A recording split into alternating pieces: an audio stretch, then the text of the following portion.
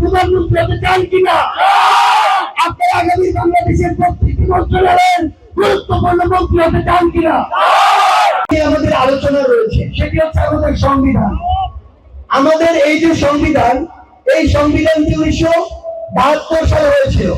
16 December 1972 থেকে কার্যকর হয়। এই সংবিধানে এমন কিছু ধারা রয়েছে, যেই ধারাগুলো বাংলাদেশের যে রাষ্ট্র এই মুহূর্তে, এই রাষ্ট্রের কাঠামোর সাথে যায় না। যেমন একটি উদাহরণ দিই, বিগত 3 বছরে বাংলাদেশে যে ইলেকশন হয়েছে, এটা শতভাগ স্বচ্ছ হয়েছিল না? আমরা তো জানি হাসিনা শতভাগ স্বচ্ছ ইলেকশন নিয়েছিল, এই জন্য তো আমরা সবাই চুপ ছিলাম, তাই কিনা? এই সংবিধানে এরকম একটি ধারা ছিল যে ইলেকশনটি কোন তত্ত্বাবধায়ক কিংবা এমন কোন তৃতীয় বা নিরপেক্ষ যে অন্তর্বর্তীকালীন সরকার বা এমন কারোর মাধ্যমে হবে না, হবে তার ক্ষমতাসীন সরকারের মাধ্যমে। যার ফল আমরা পরপর 3টি ইলেকশন দেখেছি। আপনাদের কাছে একটি প্রশ্ন উত্তর আপনাদের দিতে হবে। এরকম দেশের সাথে, দেশের মানুষের সাথে, রাষ্ট্রের সাথে, রাষ্ট্রের স্বার্থের সাথে সাংঘর্ষিক সংবিধানের যে ধারাগুলো রয়েছে এবং সংবিধানের যে বিষয়গুলো রয়েছে, সেগুলো পরিবর্তন করা উচিত কিনা? সংবিধানটিকে নতুন ভাবে সাজানো উচিত কিনা? সেই জায়গায় আমরা অন্তর্বর্তীকালীন সরকার একটি জিনিস স্পষ্ট করে বলতে চাই, সরকার যেন তাদের জায়গা থেকে এই কাজটি অবশ্যই করে। পরিশেষে আপনাদের জন্য কিছু কথা বলতে চাই, সেটি হচ্ছে আপনাদেরকে অবশ্যই ইউনাইটেড থাকতে হবে।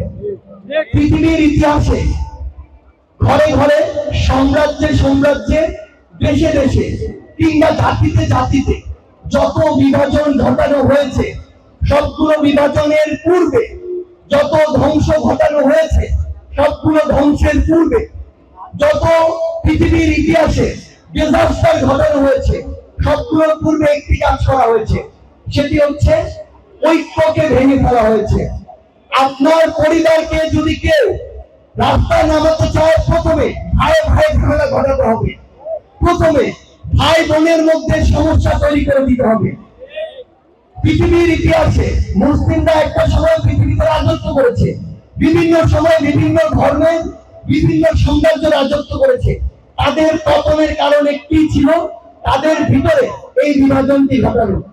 সেই জায়গায় আপনারা বর্তমান তরুণ প্রজন্ম এই যে ঐক্যবদ্ধ হয়েছেন, আপনাদেরকে বিভাজন ঘটানোর সর্বোচ্চ চেষ্টা করা হবে।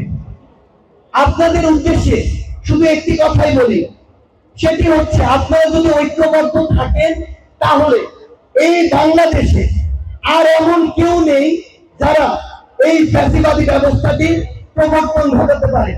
আপনাদের উদ্দেশ্যে শুধু একটি কথা বলতে চাই, সেটি হচ্ছে এই মুন্সিগঞ্জ থেকে আমরা প্রত্যাশা করি আগামীর বাংলাদেশে আমরা যে ফ্যাসিবাদ ব্যবস্থার বিরক্তি প্রত্যাশা করি, আমরা যে নতুন একটি রাজনৈতিক বন্দোবস্ত প্রত্যাশা করি, আমরা যে তরুণ প্রজন্মের হাতে আগামীর বাংলাদেশের নেতৃত্ব প্রত্যাশা করি, সেই নেতৃত্ব আমরা এই মুন্সিগঞ্জ থেকে দেখতে চাই। আপনারা আগামীর বাংলাদেশকে নেতৃত্ব দিতে চান কিনা? আপনারা আগামী বাংলাদেশের প্রধানমন্ত্রী হতে চান কিনা? আপনারা আগামী বাংলাদেশের প্রত্যেকটি মন্ত্রণালয়ের গুরুত্বপূর্ণ মন্ত্রী হতে চান কিনা?